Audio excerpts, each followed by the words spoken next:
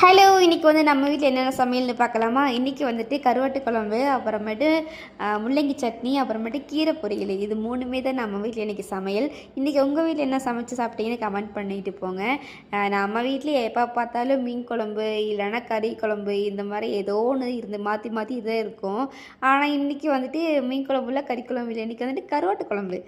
எனக்கு ரொம்ப நாள் ஆசை கருவாட்டு குழம்பு சாப்பிட்ணும் அப்படின்னுட்டு. அதனால நேத்திக்கே போய் கருவாடெல்லாம் வாங்கிட்டு வந்தாச்சு. இன்னைக்கு வந்து அக்கா தான் சமையல் செய்கிறாங்க. நான் செய்கிறேன்னு சொன்னேன். அதுக்கு அக்கா வந்து உனக்கு எங்கே கருவாட்டு குழம்பு வைக்க தெரியும், ஓரமாக போ நானே வச்சுக்கிறேன்னு சொல்லி அவளே ரெடி பண்ண ஆரம்பிச்சிட்டா. சரி போ பண்ணின்னு சொல்லிட்டு நானுமே வந்துட்டு தக்காளி, வெங்காயம், சின்ன வெங்காயம் எல்லாம் கட் பண்ணி கொடுக்கறதுக்கெல்லாம் ஹெல்ப் பண்ணிட்டு இருந்தேன் நானும் வச்சுமே. யார் சமைச்சா என்ன சாப்பிட்றதுக்கு நான் ரெடின்னு சொல்லிட்டு நானுமே வந்துட்டு எப்படா சமைப்பேன்னு காத்துக்கிட்டே இருந்தேன். அப்புறமேட்டு கருவாடெல்லாம் வாஷ் பண்ணி கொடுத்தாச்சு. ஐயோ கருவாட்டு குழம்பு வந்துட்டு வைக்கும்போது அந்த வாசம் இருக்கே, ஐயோ எங்கள் வீட்டு குட்டு வந்துட்டு அங்கேயும் இங்கேயும் ஓடிட்டே இருந்துச்சு. எங்கடா மீன் வாசம் அடிக்குது, எங்கடா மீன் வாசம் அடிக்குது அப்படின்னுட்டு.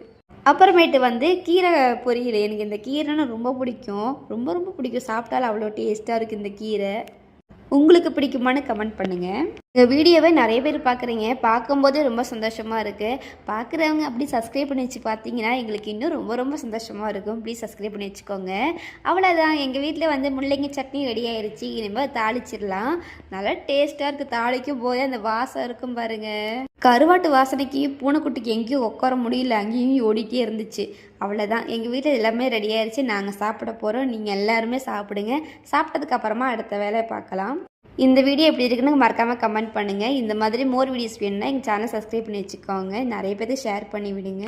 அவ்வளோதான், எங்கள் குட்டி வீடியோ முடிஞ்சிருச்சு. மறக்காமல் சப்ஸ்கிரைப் பண்ணி வச்சுக்கோங்க. நெக்ஸ்ட் வீடியோவில் பார்க்கலாம். டாடா.